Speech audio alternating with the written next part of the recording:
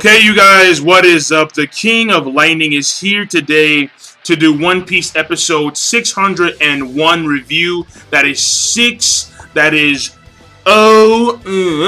one review of One Piece. So before I get started, because it is hot as fuck. In fact, right now I believe the temperature is it is 90 degrees.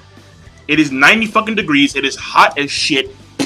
So I'm gonna make this real fucking quick when it comes to like a review.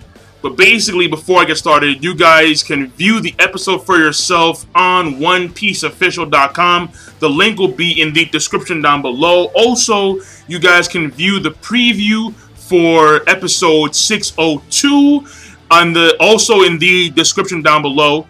And we'll leave it at that. So this week's episode, well, I should say episode 601, since today's Tuesday. So episode 601 of One Piece. Basically, it has like three main parts. The first part being the kid stuff. The second part being a very quick thing about Nami and Usopp. And then the third part being the main focus of the entire episode, which is the Caesar Clown Smiley stuff. And basically, so part one, part two, very quick. Part two, basically the kids are inside the third laboratory, like the laboratory that's fine, that survived the incident 4 years ago, and like where everyone is now, like pretty much. And basically, one of the kids, I believe her name is Mocha, she actually comes to the realization that something is wrong here, and then she starts to hallucinate, which I can assume are from the effects of the candy. But even still, she's come to the senses that she doesn't want to be here because it's scary, and she remembers as to why they left in the first place, which was to get the fuck out. And some of the kids are looking at her, but now we know that there is one sane kid, and that one sane kid is Mocha. So that's number one. Number two is basically a little scene where we see Nami and where we see Usopp. They're back in the first and second destroy laboratories, and basically they're fine. Nami realized that she was able to survive because she's inside Sanji's body, which because you know Sanji, he's well built, right? The man's well built, so he was able to survive the gas net, you know, quite easily, and like a few cuts and bruises. And Usopp, who is pretty much like knocked out underneath the snow, she wakes him up, and then now it appears that they're gonna go and try and find the kids because that's like their primary goal. That's her primary goal. So that's number two, and number three is the whole entire thing. In a nutshell, what number three is Caesar Clown returning to the room where Monet and Virgo are, and then it's having a miniature flashback as to why Virgo has lost heart in the first place. And then from then on, we go to Monet activating the video Denden Mushi, communicating with Caesar Clown, so Caesar Clown could talk to all the underworld brokers, and he explains about the incident 4 years ago, about how the H2S gas, Smiley is that, just he condensed, and he said before, he condensed all the H2S gas and made a slime, and the reason why some people could survive the incident 4 years ago was because they could take cover, and he's made quote-unquote modifications to that. And then from then on, we go and we see what happens outside with Smiley. And basically, the Smiley, again, it's running in the same direction as Zoro and his group. While we have Caesar Clown's subordinates, apparently they have like a big-ass candy in the middle of like the snow field. And then they have a sleigh. And then on the sleigh is a miniature dragon, a miniature Vega Punk dragon. What ends up happening is that there's an incident, something happens to the sleigh where like the ropes dissolve, and then they have to run away. Caesar Clown recommends that they run away without their gear on, which is stupid as fuck. The Smiley creature goes to the candy, eats it, and then it starts to pulsate, and then that's where the episode ends, pretty much. And then we still have the main party, Zoro and his group. They're running away from it, obviously. So when it comes to that part three, so let's break it down even further. Part three, number one. At the beginning, we see that Virgo, he's maintaining this weird gag, where whatever he consumes, parts of it will get stuck to his fucking face, like on some mollywop shit, like, yeah, like stuck to his face. And In this case, we see a spoon stuck to his face, alright? He had some coffee and milk, spoon stuck to his face. So that's his running gimmick right there.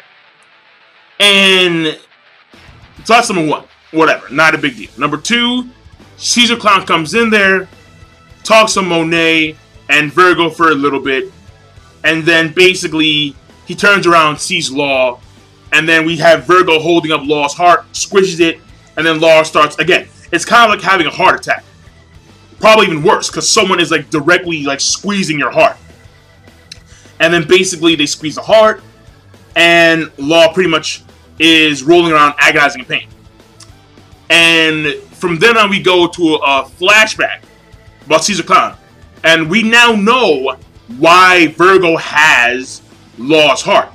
Because when Law first came to the island, there was a deal made where Law originally said that, yeah, I'll help your subordinates by giving them new legs. But Caesar Clown said, well, I'm the boss of this island, but you are more powerful than I am. So there has to be a compromise. I'll give you Monet's heart. However, in return, you give me your own heart. And that's what ended up happening. Now, from a first glance, it seems pretty goddamn stupid. I'm not gonna lie. You're like, what the fuck? Like, what? Law? Seriously?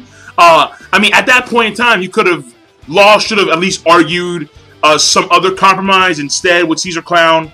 But he gave him his fucking heart. So, you know, like, not really, like, the wisest move when it comes to first glance. But they do get more in-depth later on with that. So I won't say anything else about that. But at first glance, it is stupid as all hell. It's like, why on earth? Like, you couldn't give him, like, your fucking pinky or something? Like, something? Like, your heart, bro? Like, what the fuck? Come on. So, I mean, and it's ironic how the leader of the Heart Pirates had to give away his own heart to seal a deal with the comrades with Caesar Clown. So that's ironic, but that's moving on. The next part is when Caesar Clown showcasing that, yeah, Smoker, I have your own heart. And Smoker believes that he has his heart because he sees it. What ends up happening is that all of a sudden the Dendemushis are prepared, says Monet, and then Caesar Clown talks to the brokers, and then we see what's going on here. We see that the Smiley has now fully formed, so all the slime pieces, I mean, a few of them didn't make it because we saw how some of them actually landed in the water, which is why the water in that lake was like poisonous for the most part. But most of the pieces came over the actual other side of Smiley. And now it is running towards this location where this giant-ass candy is, right? Now, what's very important to know is the fact that Caesar Clown, again, we see Zoro, Brooke, and like they're running. Like their whole entire thing is running. It's very simple, right? What's important to know is that Caesar Clown, he says to the brokers about the whole entire thing about how more people would have died had they have not been able to escape and take cover. So he's made modifications. And he tells his subordinates, I mean, and he doesn't give a fuck about them at all. He tells them, take off your gear. So, and we saw that he had this little bottle of liquid, where this bottle of liquid purposely dissolved the rope and the boat that they used, the little sleigh. So Caesar Clown is setting it up where these guys, they're going to be the sacrifices to showcase the new function of Smiley. And which he calls now, this function, Shino Kuni. That's what he calls it now. And the catalyst for the start of this function is the giant candy. Because once Smiley eats it, starts to pulsate, Caesar Clown, no one can stop it now. No one can stop it now. Like some Bane shit. And that's the way it is. So now we're gonna see what happens. Oh, and so that's the last thing. But let me backtrack a little bit. All right. Vega Punk small dragon. How can Vega Punk make dragons? Like that's very like Caesar Clown's a smart dude. Don't get me wrong, right? But Vega Punk can make dragons. We saw the previous dragon, big as fuck, huge, had scales that were much harder than steel, and could fly, breathe fire. Huge waves of fire. Alright? This shit on Igneel, hardcore. So you're thinking to yourself, wait a second. So even though Caesar Clown made this giant explosion 4 years ago, why is it that he can consider himself on the same level as Vega Punk, even though Vega Punk can make fucking dragons? It's like, to me, it's like, you're outclassed. I mean, he made it pacifista. He recreated Kizaru's laser in a fucking pacifista, bro. So when you think about it, maybe these dragons are the product of a devil fruit. That Vega Punk actually himself, because if he can take Kizaru's laser and put it into a fucking machine, then maybe he can take aspects of a devil fruit that he's seen before and then make, like, dragons out of it. I mean, that's my speculation. Like, that's what I think to this day. That the dragons that we saw in Punk Hazard were, like, their foundation stems from a particular devil fruit. I mean, this guy, he could take the essence of a fruit and, for Christ's sakes, put it in a goddamn weapon. Like, it's funny because Caesar Clown has never done shit on that scale.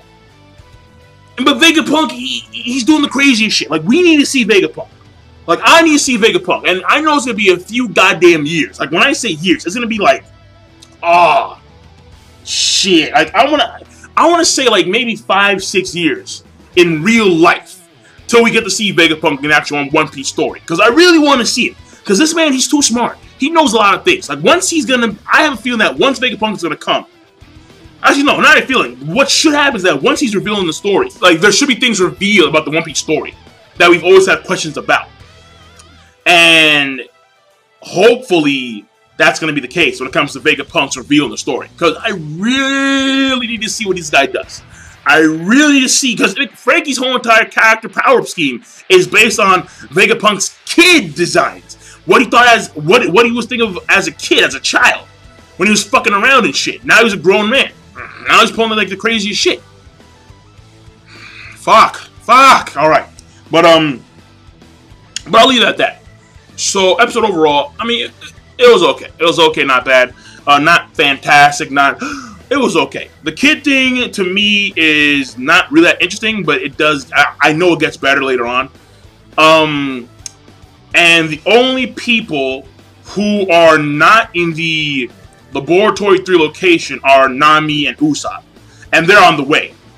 So, but everything now is coming together. Now it appears that the crew is gonna, because most of the crew is already, again, when it comes to, yeah, Sanji, Zoro, their group, they're on the way to the 3rd Laboratory right now. Because that's the running path that they're taking. At the same time, Luffy, Frankie, and Robin, they're already there. And Nami and Usopp, they're gonna get there right, like, they're gonna go there right now, because that's what the kids are. So, yeah, everyone's gonna wind up, you know, it's typical One Piece fashion. We split up, and then we get together at some point again. And then we do other shit. So that's what happened. So, and now we're at the getting together phase. That's where it appears to be. But at the same time, there is this sense of danger emitting from this Smiley thing. We don't know what's gonna happen as of yet. At least those guys who haven't read the manga. So, well, I'll leave it at that. So, King of Lightning, you should, of course, rate, comment, and subscribe as always. Peace. Have a nice day.